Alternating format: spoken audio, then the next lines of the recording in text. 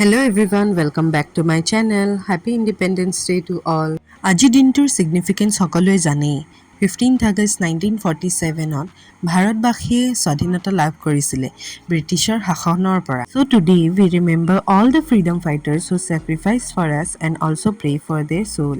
And today, for the first time ever, we, the staff of Pfizer English Academy, are celebrating 78th Independence Day in our school. Morning 7:30ত আমাৰ respected principal ছাৰে flag hoisting কৰি হৈ যোৱাৰ পিছত আমি অলপ দেৰি ব্ৰেক ল'লোঁ so' that our dancers can get ready. বৰ এটা গ্ৰেণ্ড চেলিব্ৰেশ্যন কৰা নাই যদিও আমি ব'ৰ হ'বলৈও দিয়া নাই ষ্টুডেণ্টছক। So, I, Shabiba Sildana Ahmed, from the core of my heart, welcome you all once again for today's cultural and sports program on behalf of the entire Pfizer English Academy staff. ओ सरते मैं जावा मेरी दिल जानिया मैं शीश झुकावा मेरी दिल जानिया तेरे नाम जो कर जावा तू सारे जहां से प्यारी मेरे भारत की बेटी सारे जहां पे भारी मेरे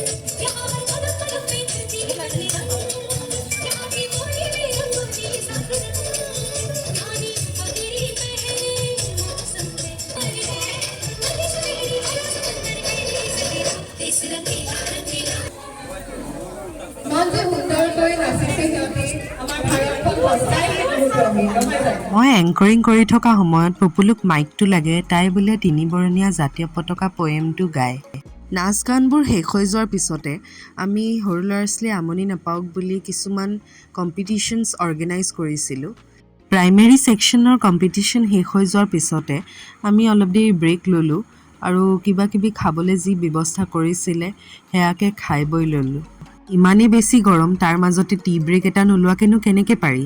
খাই বৈ হৈ যোৱাৰ পিছতে আমি টিচাৰ্ছবিলাকে এটা গ্ৰুপ ফটো তুলিম বুলিয়ে ৰেডি হৈছিলোঁ।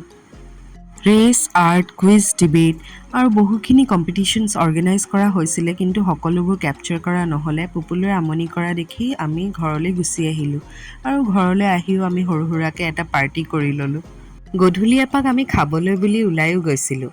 ক'ত গ'লোঁ কি কথা আপোনালোকে এপাক মিনি ভ্লগটোও চাই ল'ব।